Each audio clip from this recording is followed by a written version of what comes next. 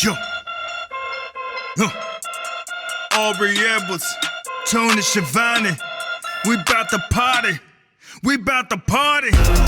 Unrestricted. Got the house now.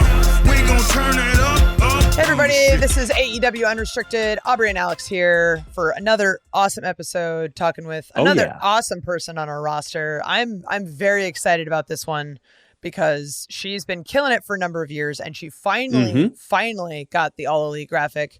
Hello, Skye Blue, who is currently Skye Blonde. If you're watching the video version, it's such a graceful version. Right. It's one of those like, okay, well, you know, this is what it looks like when you're trying to maintain hair as a wrestler. And this is why you have to watch the video version.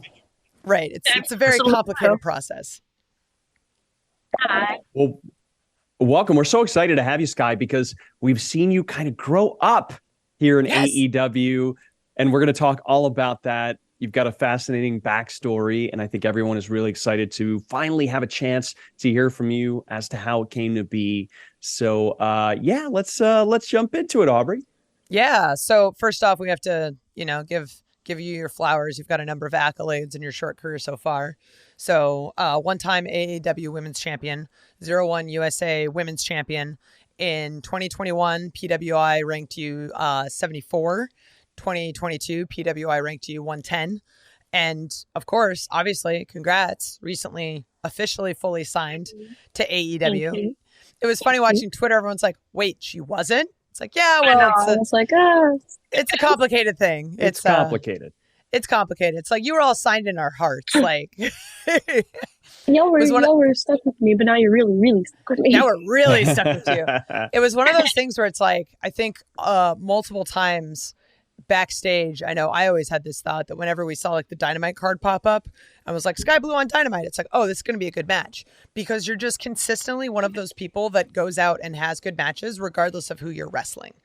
And I think that's one of the things I love about you as a wrestler, is that you just add to whatever is happening in the story, whether it's, the Outcast versus the Originals, whether it's, you and Madison teaming together, which is just adorable. Whatever it is you're doing, it's always going to be an engaging match because you're involved with it and you do a lot of awesome stuff. So first off, congrats. Like, what does it mean to you to officially get that graphic and officially be a part of AEW, even though you've been here a long time? I cried a lot. Because I remember, like, my first extra work was still pandemic days in Jacksonville. I remember, like, being an extra in that crowd, like, shaking. And I was actually, my first day of extra work was Queen Aminata's first day of extra work, too, which was freaking awesome. So I was, like, kind of got to do it with her as well. So that was awesome. But I remember, like, sitting there and we're like, crap, that's going to be us. Like, we're sitting in the crowd, like, we're going to have to go get in that ring. And I, like, remember they told me my first match was against Britt. And like Dustin, no big deal, no pressure. And I was like, oh, I wasn't back until the All Out that I got signed, and then I just to see it go from like I was literally like I remember cheering in the crowd to like 2 a.m. or whatever it was to like getting the graphic and being able to like I FaceTimed my mom when I got because like CD had told me he's like, hey, yeah, they want to put the graphic out today. I just texted her. I was like, hey, just be prepared for something, and she's like, what the hell does that like? She's just like, what do you mean? She's like, it's like spamming my phone while I was in the makeup chair. And so I FaceTimed her and I just like sent her the picture of the graphic because like Twitter put it up first. And she was freaking out. She's back there, actually. She's right there. I love you, Mom. Wave. Hi. Hi, Mom. Aubrey says hi and Alex says hi. But like she was crying and screaming at the phone. Then it made me cry. And I'm sitting in the makeup chair. I was like, I'm trying not to cry. And I put makeup on my face. I'm going to ruin it. But it was because like I never thought I was gonna make it to like that point of like because like I've wanted to do this for so long and like AEW has been the dream company since I was running around on the indie. So it was like the fact that he was like, yeah, it's for real. I was like, oh, it's actually real? Like what? I want to ask you because this is one of the things that really sticks out in my mind when you first wrestled in Chicago. Yes. We as announcers and people who watch every single match, there are certain matches or certain moments, and then there are certain talents that we see, especially unsigned talent, that you just don't forget. And I specifically remember how crazy that Chicago crowd was behind you. And that was kind of the first time I really realized, oh, who's this Skye Blue girl? Boy, she's talented. And the crowd loves her. Can you tell us a little bit about how special that night was for you? The All Out week was extremely insane, and I was so emotional. I literally came from doing NWA Empower, and then like the whole TV loop after that. I literally flew and texted Sean. I was like, "If I look like a bum, I'm sorry. I'm not. I'm just getting off the airplane now." And he's like, "It's fine. Just get here. Just get here." I was like, "Okay, I'm coming." And the first match was against Riho, and well, at first he was like, "Oh, you're not gonna have a match today. You'll just have the one tomorrow." I was like, "Okay."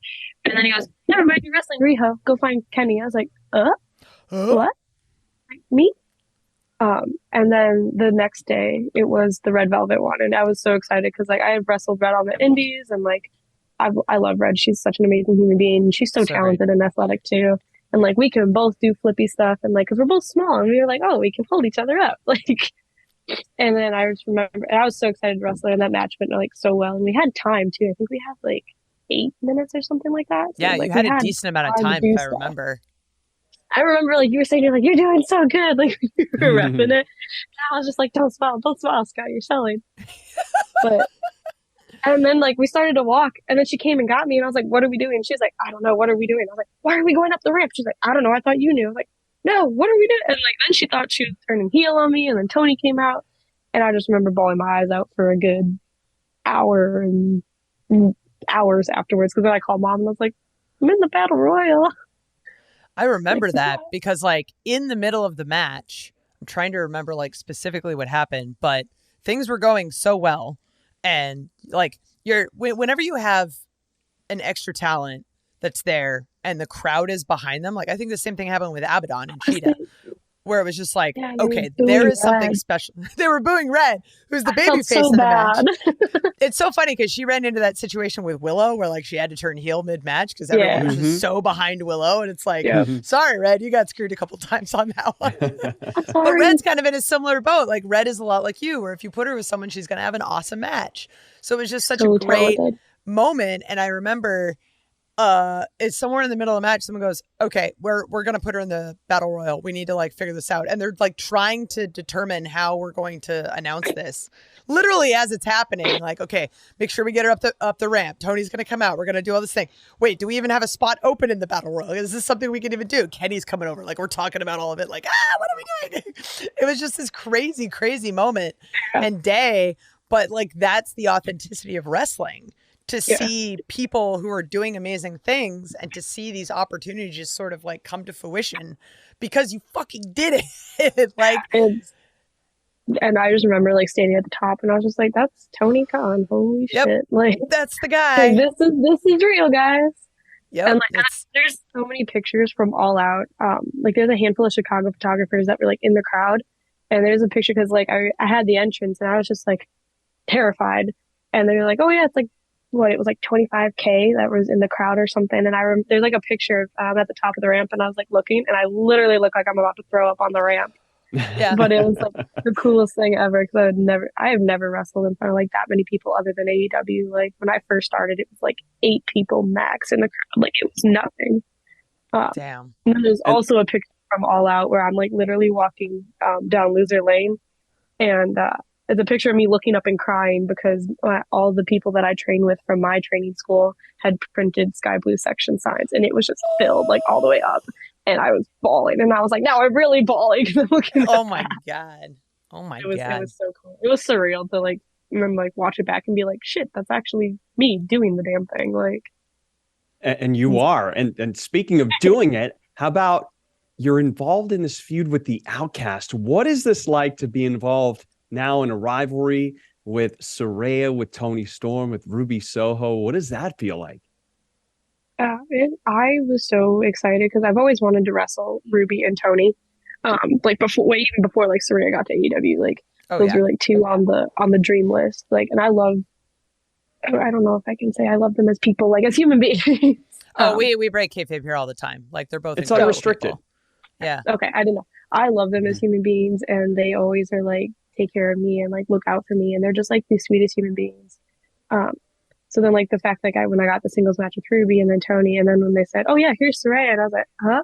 Like 12, 13-year-old me is like freaking out right now. Hold on. Like it was crazy to like these are the people that you grew up like. I even watched Toni Storm's NXT matches like and like studied them and would be like, I want to try that move. Oh, can't do that one. Like, oh, can't try this one. Like it's crazy to think like I grew up watching them and it's like now they're not just like idols, they're coworkers and like they're actually like cool human beings too.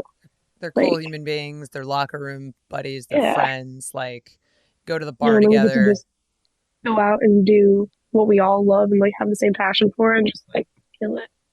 It's awesome. I actually want to jump ahead a little bit and share this quote from Saraya that when I read it, I laughed so hard because it's very you. It says, I feel like Skye Blue is going to be the next big thing. She's growing and evolving. And although we have to calm her down with wanting to take so many bumps, where me and Ruby are just like, chill, sister. And that's like one of my favorite things is like seeing Madison get mad at you for all of the stupid shit that you do. Like, oh, wait, she can't wrestle because she took a chair to the head this weekend in India. It's like, dude, what the hell? And you're like, I don't know. We just need her to do something. It's like... I love this so much and I get so excited. I'm just like, oh, we can do this. And I'm like, and they're like, no, Skye, that's not safe. And I'm like, no, it'll be fine. Like, don't worry about it. Like, I just want to do what all the guys can do. Like, all the guys go out there and go through tables and stuff. I'm like, when do I get it? Like, come on, guys. I'll go through a table. Hell yeah, man.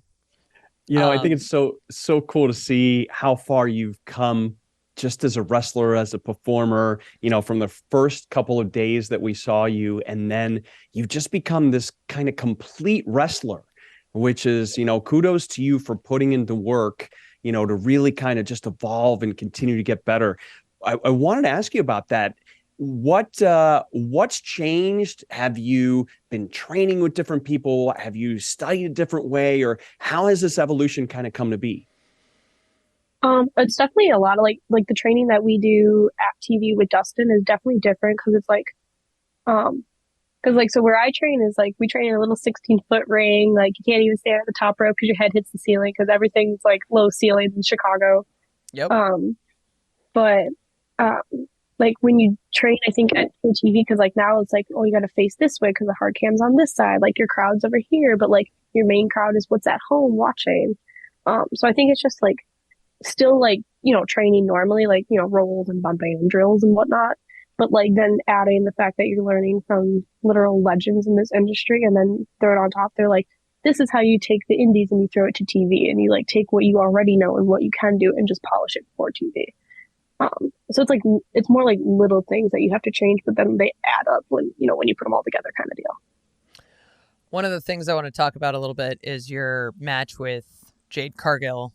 And just like the finish of that match sticks out in my mind so much because it was so wild and crazy. And she's just like throwing you around and you're doing all this crazy shit. And I love that because you're very much like, you're small and you could do crazy flippy stuff and you find the right opportunities to do that. Like talk about approaching that match and sort of the, like how you're using the height difference between you two to sort of build this awesome basically crescendo of a story. So like I remember I wrestled Jade I think like 2 or 3 times before. I don't remember how many, but like singles wise I wanted it to be completely different because we like wrestled the last, maybe it wasn't the last, but like a previous Battle of the Belts. And I just wanted to be like something completely different and I kind of wanted to push her out of her comfort zone. I was like, you know, you can do it. And like Jade is so talented and so athletic and like so like she's insanely strong. I'm just like, okay, you can just throw me this way. Like she can go. And like I wanted to just push her and be like, I know it would make her like I knew the choke slam on the ramp. She was like, I don't want. I'm like, it'll just do it. Just yeah, please. those stupid bumps that you do. Pay off. Like when you think about it, like that's like the stuff that the guys are doing, and that's what like makes us stand out and makes it be like, yo, we can do what the guys are doing. And it's like with Jade, I wanted to show like how like powerful she was, and it's like. I didn't want it to look like I wanted to look like I literally had to work my ass off to get something on her kind of deal. Because like she's such like a beast and a monster and like how do you say like a she's a powerhouse. Like a like a no figure. Offense to Hobbs, but she's a powerhouse. Sorry, Hobbs. Yeah, it's all right. I think but like I wanted to he'll be fine. He'll get over it. He'll be fine.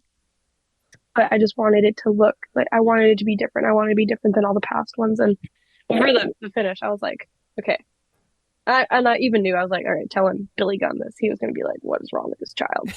Yeah. Because I remember I said it to the person, was like, oh, I'll springboard, she'll catch me like this, she'll flip me over, pop, and then she'll get it. And he's like, she's going to do what? And he's like, you can't do that. And I was like, I promise we can do it. And I showed him, and he's like, holy shit. He's like, you can actually do that. So I remember like that Billy. match. Yeah. Just I remember, and I told him, I was like, oh, when I told him the cutoff, he was like, what? I was like, it'll be fine, don't worry. He's like, are you that crazy? I was like, yeah. And he was like, all right, kid, go ahead. But no, I love Billy. It was so cool to like also like watching Billy Gunn growing up, and he's just agenting this match, and he's like, you're crazy, but we love it. And I'm like, little kid inside is like, holy shit. But no, I love that match. I watched that match back multiple times, and the whole time I'm just like, yeah, it's so good. It's so good. That one. That's definitely my favorite one that I've had with Jade. Yeah, you guys nailed it for sure. Need a rerun. I'll come up with more crazy bumps. Very cool. Well, we are talking to Skye Blue here at Unrestricted. And Skye, when we come back from break, we want to make sure to ask you about Mama Skye and how she got you into pro wrestling. Yeah. Yeah, Mama Blue, Mama Skye. We'll get back to it. We'll figure out which way to call her. Figure it out. Yeah, we'll figure it out. Alex and Aubrey back here at Unrestricted with our very special guest, Skye Blue. We are learning so much. This is so much fun. But now it's time to start talking about your backstory and how you fell in love with pro wrestling. And we definitely want to talk about how your mom grew up as a wrestling fan and kind of got you into it. So tell us a little bit about that. So you grew up in a household with a mom that loved wrestling. I can definitely identify with that. So both my parents actually loved wrestling. That was like one of the things like they bonded over when they were like dating and getting together and stuff. Ooh. They were actually, okay, I don't want to mess this up, SummerSlam 99? SummerSlam 94, where it was Taker versus Taker. They were like front row for that. Thanks, Mom. I didn't want to mess it up. I'll say the wrong year or something. But no, I mean, they if were she's like there, you row. might as well ask her. But there's like a picture of my dad trying to like jump into frame the last second because he wanted to make it on. My dad's an idiot, but but like they love wrestling, so it was always on in the house when I grew up. And then when she was pregnant with me, she was bedridden for like 6 months out of the 9 months, which is why she says there's only one of me. Sorry. But she likes to claim that that's why I was a wrestler, because like when she was bedridden, she watched just wrestling nonstop. So she says like that I came out wrestler. It's kind of that osmosis. Like if the mom's taking just it like, in during the it's pregnancy, on. it just kind of it just transfers through the womb. We don't know how it happens, but that's how it happens. So obviously you're growing up in a wrestling household. Your parents are super into wrestling. Like, when did you make the realization that you wanted to be a wrestler, and like how did they take it? So I actually only told Mom first, because we were staying at my grandpa's for a little bit because he had just had surgery, and we had just lost my grandma, so we were staying with him, and I think it was on summer break or something, and just all we were watching was wrestling. Like he would be recovering and just sit there and watch wrestling with him until he like fell asleep or something. And I was sitting there and I was like, I couldn't sleep one night, and I was like, I'm gonna find a training school and I'm gonna do this. And so I was like, stayed up all night looking for one, and like they were passed out, and I was watching wrestling looking for a training school, and I found one little small one. And I messaged them. I was like, hey, do you take women? Like, will you train women? And is it a problem I'm still in high school? And they were like, yeah, you should probably finish high school, but if you're 17 and your mom is there, it's fine. And I was like, cool. And I told my mom, I was like, hey, can I go try out for this? And she was like, what? She was like, you're not actually going to do it. And I was like, okay, now I'm going to do it. So then my grandpa was like, gotta be, okay, you can't go by yourself. I got to go with, I can't let 2 chicks go to this wrestling, being protective grandpa. Who had just had surgery for something. So like poor grandpa was like waddling, all drugged up, going to this wrestling tryout thing. And so we went there just one day to watch, and they were like, just at least get through your junior year. I made it to about spring break, and I was like, okay, I ain't waiting anymore. So then we did this little tryout thing. And I think they expected me to just like not stick with it because it's like all these huge tall guys, and it was very small, middle of nowhere, one of those training schools. Yeah. And I fell in love with it, and I literally was obsessed with it ever since. And we would like train like twice a week. I would get there like super early. I'd be the last one out of there, and I was obsessed with it. And I looked at her and I was like, "Yep, this is what I'm doing." And I was like, "You can't get me out of here now." And she'd be like, "All right." And it was like an hour and a half drive. Oh my This God. was before I even knew freelance existed. Right. Because like whatever I must have Googled, or her coworker actually would take his son to their shows. So I was like, "Oh, that's easy. We already have like somewhat of a connection." It would be an hour and a half drive each way. Wow. And she would, yeah. And then we'd get up and go to school and work the next day. Oh my God. That's passion and dedication. Good for you. My high school hated it, but Of course. It's paid but off. it was, oh yeah. Now they're always like, "Hey, Skye." I'm like, "No, guys, I'm not coming back." No. Nope. But it was really cool to like be able to do it with her and have her there for like everything. Like, granted, she saw me like broke my elbow and everything too, so she was happy about those days. But the rest she was very happy for, and it was cool to like do it with her and like hour-long car rides. It was nice to not be by yourself and at like midnight or 1 a.m. and then having to go to school the next day. Now, when you first got in and started wrestling, is it true that you started doing mostly intergender matches for like the first 3 years? Pretty much, because the school that I was with, I was only allowed to wrestle for their show, which to each their own. But it's a weird thing. Some territories are very territorial. Yeah, but for no reason. Exactly. But so I was the only girl. They brought me in a couple girls like Sierra. Sierra was my very first match, so it was really cool. It's always really cool to see her like in the Milwaukee or Chicago loops. I'm like, when do we get to wrestle? We full circle. Yeah. But like, so she was my first handful of matches, and then they would bring in a couple girls like here and there, but mainly it was intergender. It was either intergender tags, it'd be people under like mask gimmicks, so that I wasn't wrestling like big guys that were like their main roster guys, which again makes no sense. But it was they were a very old school like training way, so like very Memphis, very girls can't hit guys. It's not going to do anything. You got to chop the tree down, stuff like that. But one dude that I actually mainly wrestled, I wrestled him like every Saturday for God knows how many years. His name's Connor Corey. He actually still wrestles now, up in that area. So it was pretty cool to actually like see him still wrestling. He took a break after I left, but yeah, intergender is a lot of fun though. Like, I love it. It's a whole different story you get to tell, and like not anything like against girls, but like dudes are definitely stronger, so it's very easier for them to like throw us around, or like, we want to do a flippy move, they can be like, yeah, and just, go. It's easier. I mean, independent of gender, like you're utilizing your either your partner's or your opponent's strengths and weaknesses, right? Like if you're wrestling with someone who is stronger than you, like, and you're tiny, like they should probably throw you around if you want to tell the best story. Exactly. So There you go. We talked a little bit about the pandemic and you coming to AEW for a couple of dark matches. But in 2020, a pandemic hits. You and some Chicago friends rented a practice ring. Yes. There was, oh lordy, who said that? Oh no.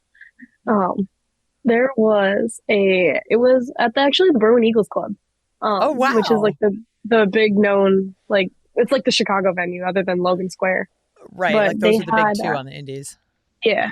There was so like the main ring would be downstairs.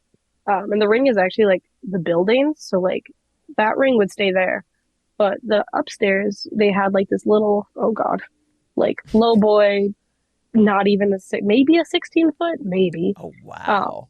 And the ropes weren't even fully tightened, but it was something. So like when we were all stir crazy sitting in the house, we would just rent the ring out for a day and just roll around and do whatever we could, just so we were still doing something, because our training school was too close to like, it's like Melrose Park, maybe? Yeah, Melrose Park.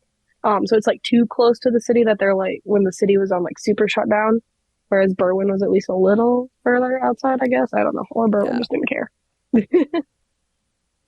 Well, it's cool that you kept yourself in shape during the pandemic. Obviously so important to be able to do so. And we talked about you wrestling for other promotions and being the champion for other promotions, but I believe it was GCW that you wrestled 3 times in one night. Is that right? Yeah, that's actually where I met Queen Aminata. Nice. It was like a tournament, and they were like, "Oh, you're gonna wrestle Deonna Purrazzo for the first one. You'll probably be out first round." I was like, "That's totally fine. I'm wrestling Deonna Purrazzo, and she's great. amazing. I absolutely want to wrestle her a million more times. She's so talented, and she's so easy to work with, and knows how to tell a story. She's literally. I was so excited when it was her and Mercedes for AEW. Yeah. I don't remember where we were, but they I were think the it main. was Baltimore. Cool. Okay, I thought I know it had like the little race thing because I was bedazzling her jacket in the stands. We'll talk about that.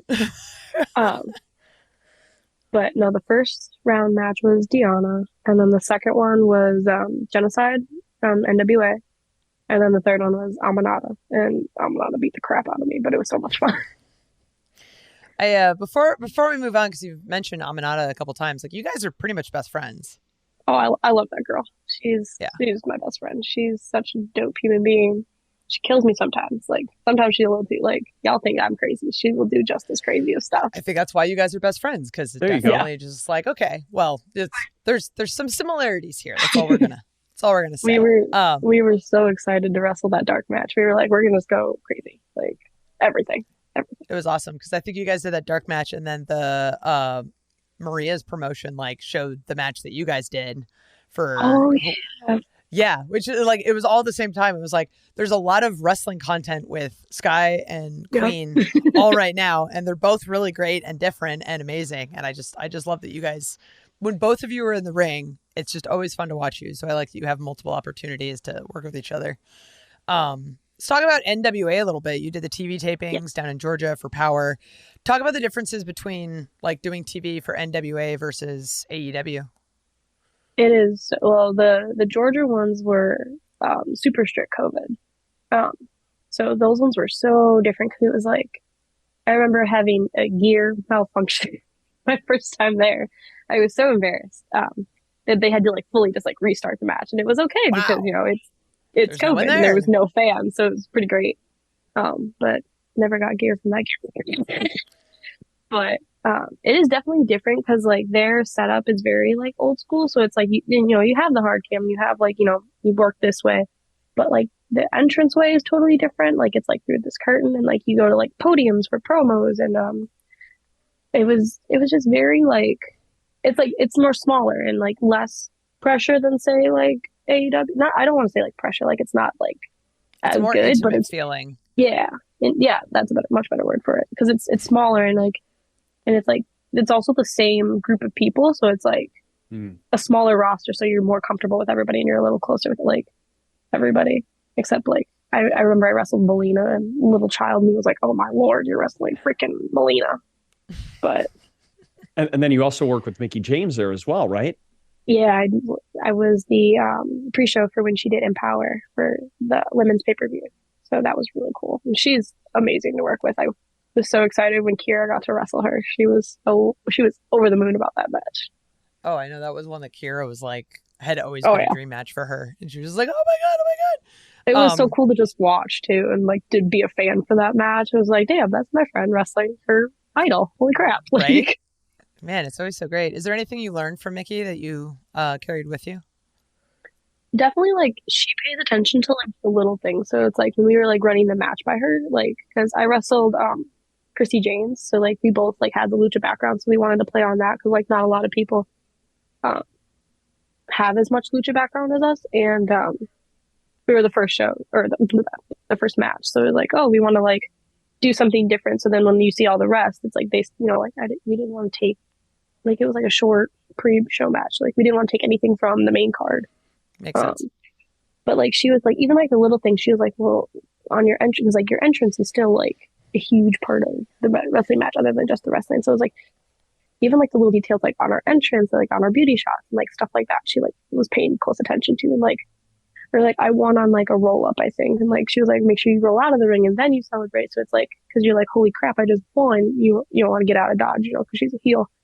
But it was like how close attention she paid to like the little things and like how the little things add up in the end. So it was really cool. That all builds up over time. Yeah. And she was it's super like you remember that hands-on, kind of shit. Yeah. Yeah. That's the kind of people that you work with where like they really care. Like Jerry Lynn's a lot like that too, where he's like really looking at the little things. Jerry. Yeah. Jerry's a friggin' best, man. Before we go to break, I do want to touch on something you kind of mentioned, like bedazzling. So a lot of people don't know this, but you're like our backstage bedazzler because Chris, who works in wardrobe, hates it. Absolutely hates bedazzling. So how did you become the bedazzler of AEW? That's a great name, by the way. I know. I was like, it should have been in the contract, like wrestler and bedazzler. I honestly don't know. I kind of just like started doing my own, and then if everybody asked, I would do whoever's, like I would do Kira's, or I would do, whoever wanted bedazzles. I think you were doing Ethan's the other day. Yeah, I did Ethan's on Wednesday. But then there was one day like Chris was like, I have to bedazzle this, and I was like, do you want me to do it? Like, I don't mind. And he was like, yes. And then all of a sudden, just be like, okay, Skye, here you go. Here you go. And I'm like, okay. And I don't mind. I can crank that. I mean, when it's like Brit's gear, I need some warning because that girl loves her crystals. And oh my God. It's not that it's tedious, but like when it's Brits, it's like it's not like a basic, stick them in a line or follow a pattern or something. It's like you create stuff with her bedazzles and you use different colors, different shapes, different sizes. So it's like, just give me some warning when I got to do Brits. That's all I ask of them. If it's everybody else's, I'm like, that's fine. Just throw it this way, but just warn me on that one so I'm prepared and have all the supplies. Is this something you were doing before? Oh, no, keep going. Sorry, I'm just curious. Is this something that you've done for a while? So do you know Rick from Global WrestleWear, the gear maker? Yeah. So he was at NWA when I had like the wardrobe malfunction, and they sent me over to him. They're like, go have him fix it. I was like, okay.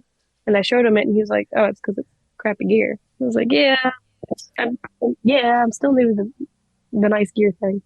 And then he was like, okay, sit. I was like, oh, okay. And this man was like, we were working on Ty Conti's, or the end of that taste before it was way back when it was her older gear.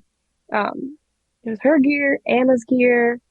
There's a handful of people from AEW's gear, and he was like, all right, we're gonna crystal. I'll stick the glue down, you stick the thing down. I was like, oh, okay. So he taught me how to do it, and from then on, he was like, damn, you're actually good at this, kid. And we would just sit there and bedazzle all day when I didn't have a match and when he was overwhelmed with stuff.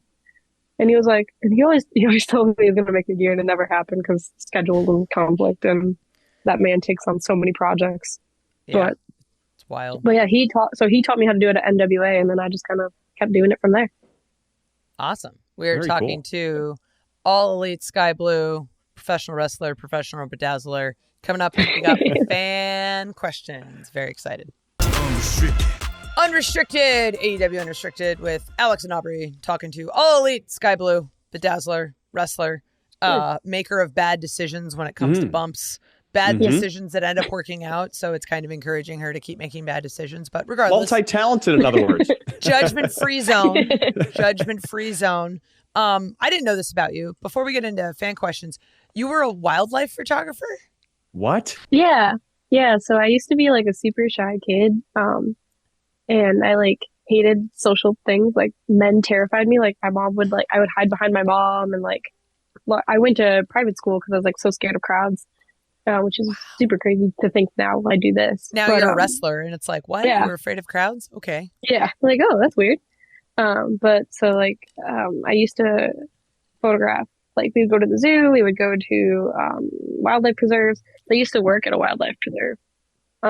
And they kind of got me into it. I like brought my camera one day. I was just taking pictures of all the animals that we worked with, and I was like, oh, this is fun. And I just kind of like did it from there. And then I just kind of fell off it once I started wrestling, and then mom picked it up. Now mom brings the camera to all my wrestling shows that she's able to go to. And she used to do the like the first training place I went to, she did the photography for them. So like they would decorate the windows. Thing I've heard.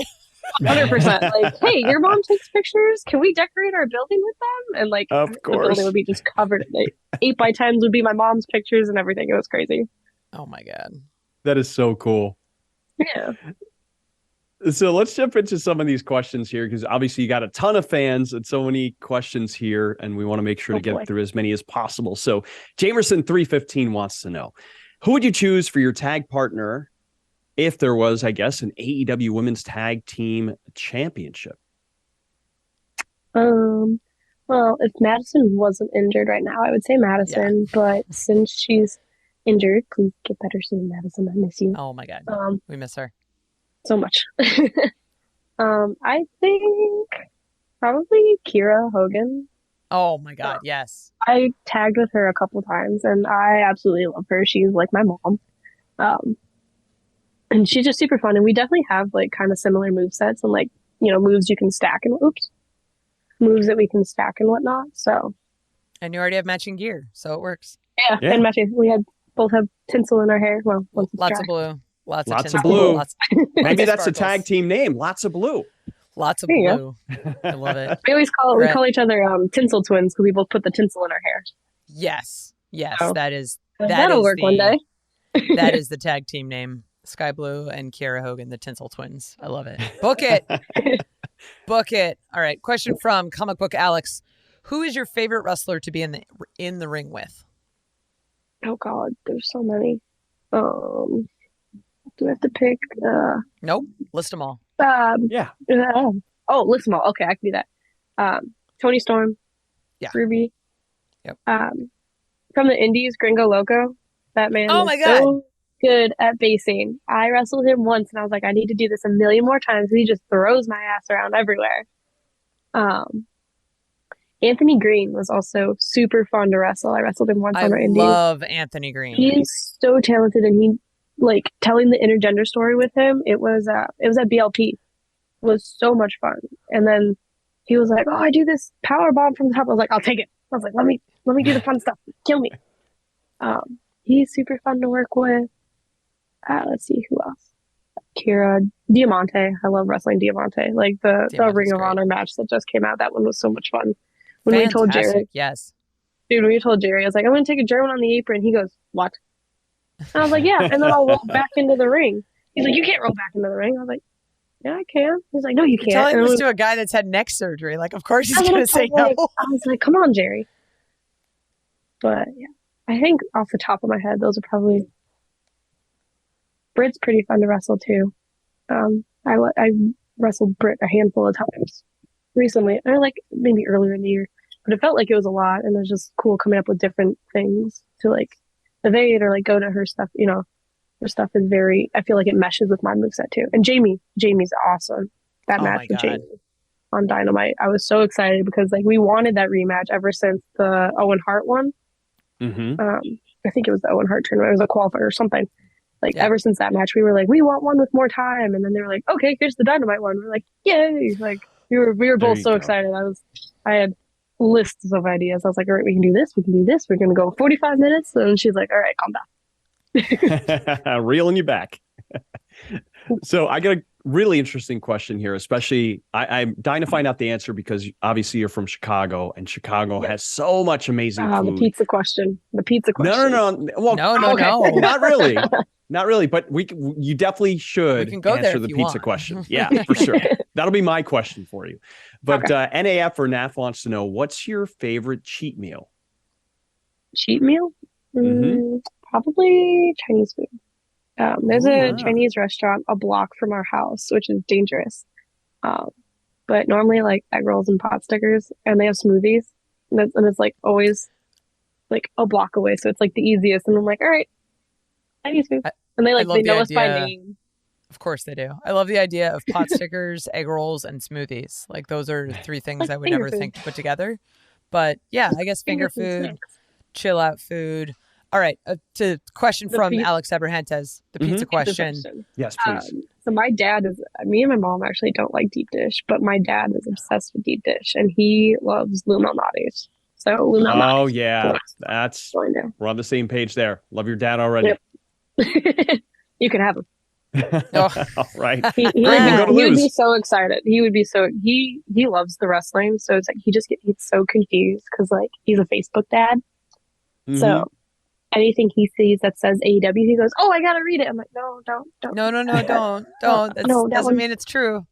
Oh my gosh, my mom calls me with that too. She's like, "I was on Facebook." I'm like, "Mom, What have we talked about? What did we Like, tell you about Facebook, Dad? There's nothing good that comes from a conversation that starts with "I was on Facebook." Like, True. Just no, or I was on the internet. Confused.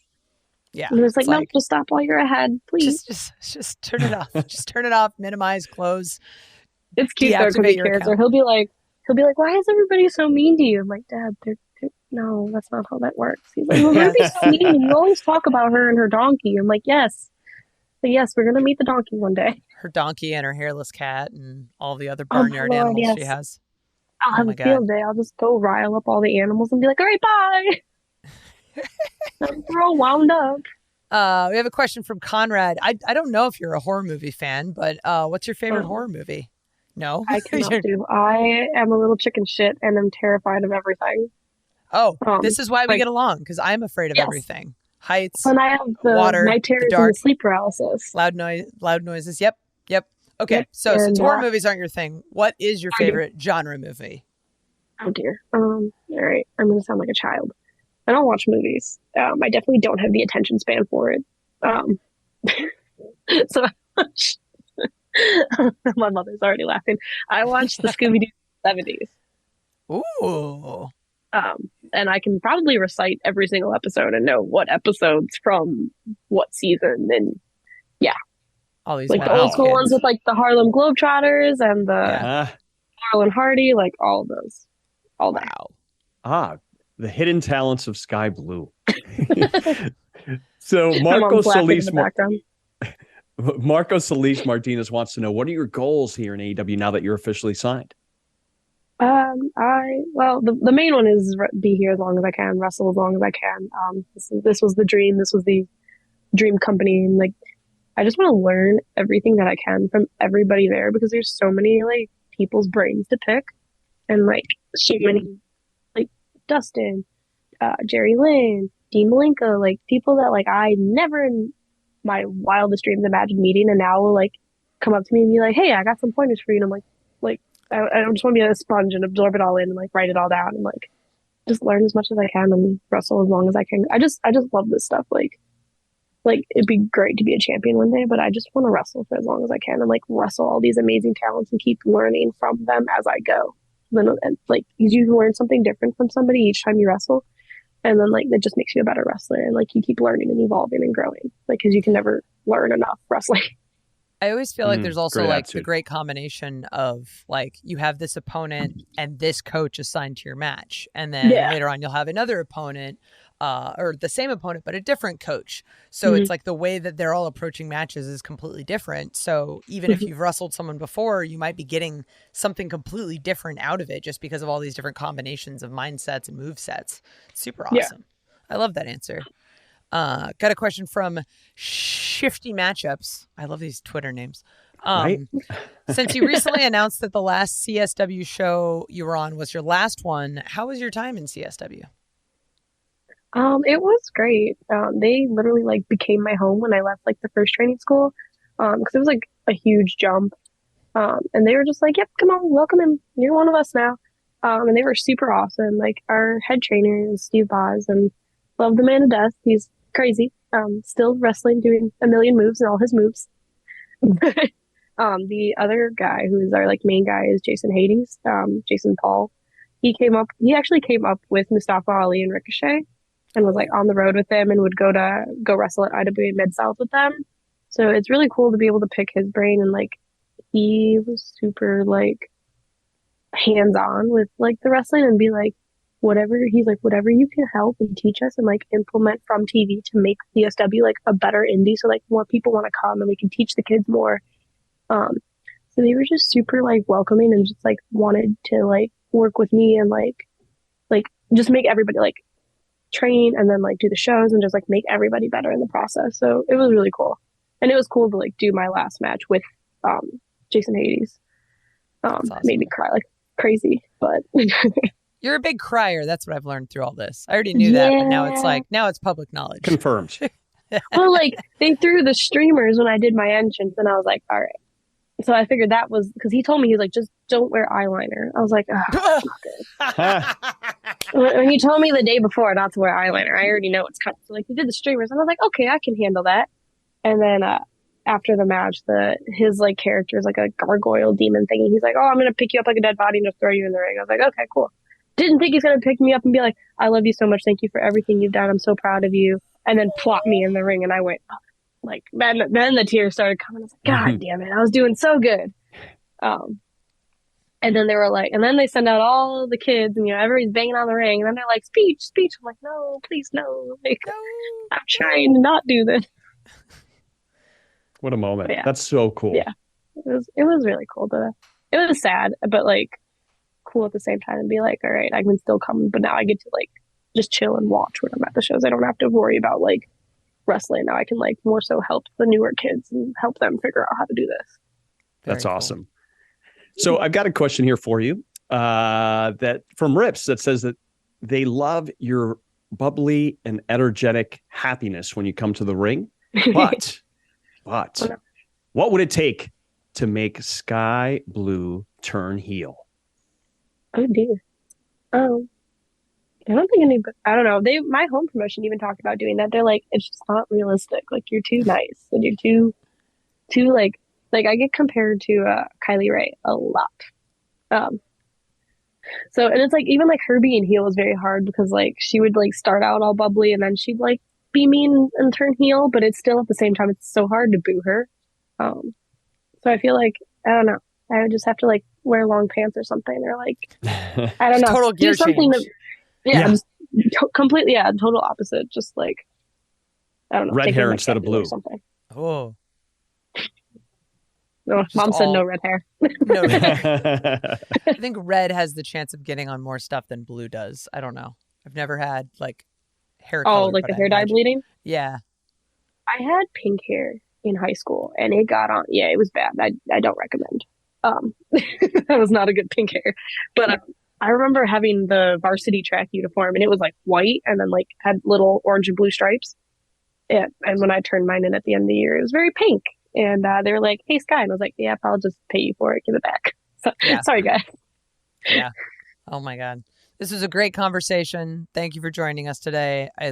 I'm so proud of you. I love working with you. I'm so happy to hear that you're, with us officially. And I love hearing about all the crazy shit you want to do and then telling you no and then watching you do it anyway. Because you do it also well. So thank you, Skye, for being here. You can follow her on Twitter at SkyeByee with 2 E's, SkyeByee, and on Instagram, Skye Blue. And of course, you can listen and follow this podcast. New episodes every Thursday, Apple, Spotify, wherever you get your podcasts. You can watch the video version and see a brief behind the scenes of Skye Blonde. New episodes every Monday. Skye Blonde. Dynamite, Skye Blonde. That's how we turn Skye dark. Promise. It'll be blue.